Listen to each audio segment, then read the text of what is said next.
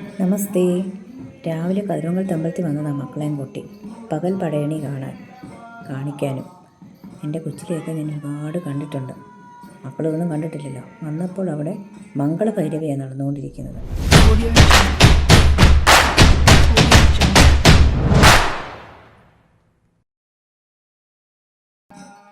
ശരിക്കും പറഞ്ഞു കഴിഞ്ഞാൽ വെൺപാല ശ്രീ കതിരമംഗലം ദേവീക്ഷേത്രത്തിൽ മാത്രം കണ്ടുവരുന്ന വിശേഷമാണ് ഈ പകൽ പടയണി. അതിൻ്റെ ഒരു കലാശക്കൊട്ടാണ് മംഗളഭൈരവി. ഇരുവള്ളിപ്പുറ തെങ്ങേലി വെൺപാല കരക്കാർ ചേർന്നാണ് ഇവിടുത്തെ പടയണി നടത്തുന്നത്. 10 ദിവസത്തെ പടയണിയിൽ ആദ്യം ചൂട്ടുവയ്പ്പാണ്. വെല്ലുമ്പലത്തിൽ നിന്ന് ആറാട്ട് വിളക്കിൽ നിന്നും പകരുന്ന ദീപം ആഘോഷപൂർവ്വം ഇവിടെ എത്തിച്ചാണ് ചൂട്ടുവയ്പ്പ് നടത്തുന്നത്. എഴുതിത്തുള്ള ദിവസത്തെ പടയണിയിൽ ഗണപതി കോലം, പക്ഷിക്കോലം, യക്ഷിക്കോലം, മറുതാക്കോലം, മാടൻകോലം എന്നീ പഞ്ചകോലങ്ങളാണ് തുള്ളുന്നത്. വരും ദിവസങ്ങളിൽ ചെറിയ ഇടപ്പണി, രാത്രി അത്താഴ പൂജ കഴിഞ്ഞ് ഒരു 9:30 ഒക്കെ സമയം കഴിയുമ്പോഴാണ് കോലങ്ങൾ ഓരോന്നായിട്ട് കളത്തിലിറങ്ങി വരുന്നത്. പിന്നെ അടവിയുണ്ട്. അന്ന് രാത്രി പള്ളിപ്പാന നടത്തും. ഒടുവിലാണ് നൃത്തപടയണിയായ പകൽ പടയണി നടത്തുന്നത്. രാവിലെ ആദ്യം മംഗളഭൈരവി കോലം, പിന്നെ പൂപ്പട, ഗന്ധർവൻ, ഒടുവിൽ കാലേക്ഷിക്കോലം. ശരിക്കും പറഞ്ഞു കഴിഞ്ഞാൽ ഈ മംഗളഭൈരവി നടത്തുന്നത് ദിവസങ്ങളോളം നീണ്ടു നിൽക്കുന്ന പടയണിയിൽ അറിഞ്ഞോ അറിയാതെയോ ചെയ്തു പോയ കുറ്റങ്ങൾ പുറത്ത് ആശ്രിത വത്സലയായ കതിരൊങ്കത്തമ്മയോട് മാപ്പപേക്ഷിച്ചുകൊണ്ട് പിഴകളെല്ലാം പുറത്തുകൊണ്ടേ അനുഗ്രഹിക്ക ഭഗവതിയെ എന്ന് പ്രാർത്ഥനയോടെ നടത്തുന്നു.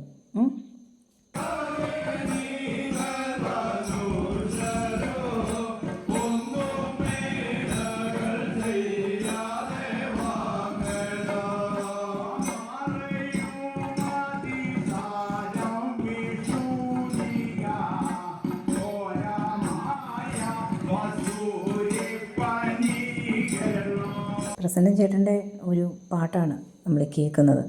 എനിക്ക് ഓർമ്മ വെച്ച കാലം തൊട്ട് പടയണി എന്ന് പറഞ്ഞു കഴിഞ്ഞാൽ പ്രസന്നൻ ചേട്ടനും ഉണ്ണിച്ചേട്ടനും ഒക്കെയാണ് വള്ളിക്കാവിലമ്പലത്തിലെ പടയണി പാട്ടുകൾ പാടുന്നത്. എൻ്റെ ഗുരുനാഥനാണ് ചേട്ടന്. ശരിക്കും പറഞ്ഞു കഴിഞ്ഞാൽ ഒരുപാട് സന്തോഷമായി അവരെയൊക്കെ ഒന്നുകൂടെ കാണാനും ഒക്കെ അല്ലേ.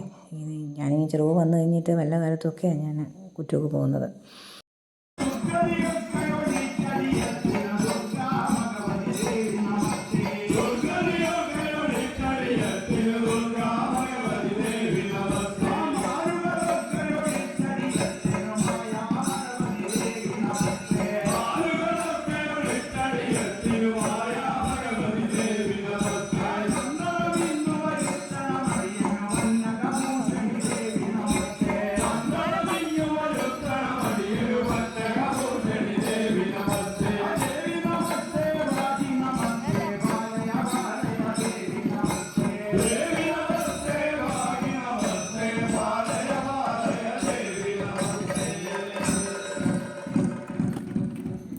അങ്ങനെ അത് കഴിഞ്ഞു.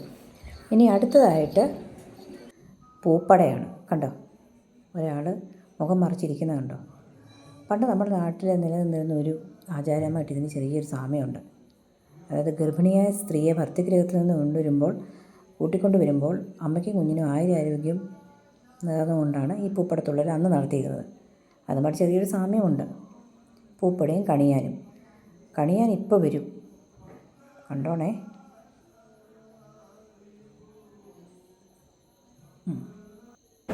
കണിയാനെത്തി. കണിയാൻ വന്നിട്ട് ഭാവി പറയുകയാണ് ചെയ്യുന്നത്. എന്നിട്ട് അതിനുള്ള പരിഹാരവും നിർദ്ദേശിക്കും. അത് കഴിഞ്ഞിട്ട് ഗന്ധർവ കോലം. ശരിക്കും പറഞ്ഞു കഴിഞ്ഞാൽ കൊച്ചു തമ്പുരാട്ടിക്കാണ് ബാധ ഏറ്റിരിക്കുന്നത്. അതിനായിട്ട് കണിയാനെ വിളിച്ചു വരുത്തിയിരിക്കുക. കൊച്ചു തമ്പുരാട്ടിയായിട്ട് സങ്കല്പിച്ചാണ് അവിടെ ഒരാളെ മുഖം മറച്ച് ഇരുത്തിയിരിക്കുന്നത്. ശരിക്കും പറഞ്ഞാൽ ഈ കോലം എഴുത്തെന്ന് പറയുന്നത് കണിയാന്മാരുടെ അവകാശമാണ്. എല്ലാ ജാതി മതസ്ഥർക്കും ഈ ഒരു കലയിൽ സ്ഥാനമുണ്ട്. അങ്ങനെ കൊച്ചു തമ്പുരാട്ടിയുടെ ബാധ ഒഴിപ്പിക്കാൻ വേണ്ടിയിട്ട് പ്രശ്നപരിഹാരത്തിന് വേണ്ടിയിട്ട് വരുന്ന കണിയാൻ ഭയങ്കര സൂത്രശാലിയാണ്. എന്താ വൈകിയെന്ന് ചോദിക്കുമ്പോൾ എങ്ങുമില്ലാതെ കുറേ തിക്കും തിരക്കും അഭിനയിക്കുന്നു. അതിലൊക്കെ ഒരു ഹാസ്യത്തിൻ്റെ മേമ്പൊടി കൂടെയുണ്ട്. ആറന്മുള മേൽശാന്തിയുടെ പൂർണ്ണ ഗർഭത്തോടു കൂടിയുള്ള പ്രേതമാണ് കൂടിയിരിക്കുന്നത്. ആറന്മുള മേൽശാന്തിക്ക് ഗർഭമോ? നല്ല തമാശ തന്നെ അല്ലേ.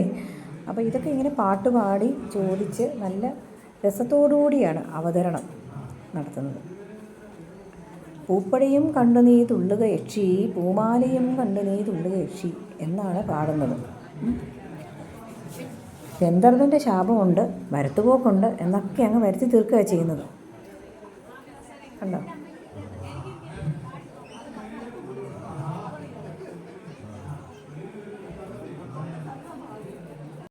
കണിയാൻ ഇവിടെ എന്തൊക്കെയോ പറയുന്നുമുണ്ട്, ചോദിക്കുന്നുമുണ്ട്, പരിഹാരങ്ങളൊക്കെ നിർദ്ദേശിക്കുന്നുമുണ്ട്.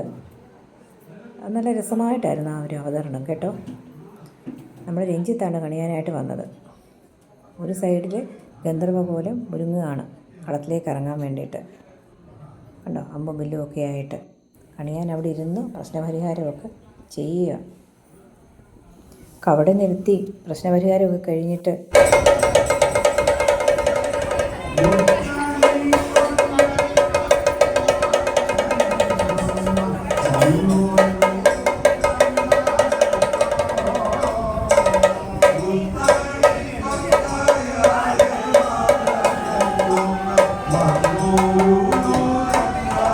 ഗന്ധർവ പോലെയാണ് അമ്പും വില്ലുമായിട്ട് കളത്തിലേക്ക് വരാൻ പോകുന്നത്. പ്രശ്നപരിഹാരമൊക്കെ കഴിഞ്ഞ് കണിയാൻ യാത്രയാകുകയാണ് ദേവിയെ തൊഴുത്. ചെറിയ പ്രായത്തിലുള്ള കുഞ്ഞുങ്ങൾ വരെയാണ് ഈ ഒരു പടയണി മഹോത്സവത്തിൽ പങ്കെടുക്കുന്നത്. അത് കാണുമ്പോൾ നമുക്ക് ഭയങ്കര സന്തോഷമുണ്ട് കേട്ടോ. നമ്മുടെ ആ ഒരു പൈതൃകം വരും തലമുറയ്ക്ക് ഇവിടെ കൈമാറുകയാണ് അല്ലേ. അടുത്തത് കാലേശി കോലമാണ്. ഞാൻ അടുത്തൊരു വീഡിയോ ആയിട്ട് വിശദമായിട്ട് കാണിച്ചു തരാം കേട്ടോ. വെയിറ്റ് ചെയ്യണേ. നമസ്തേ.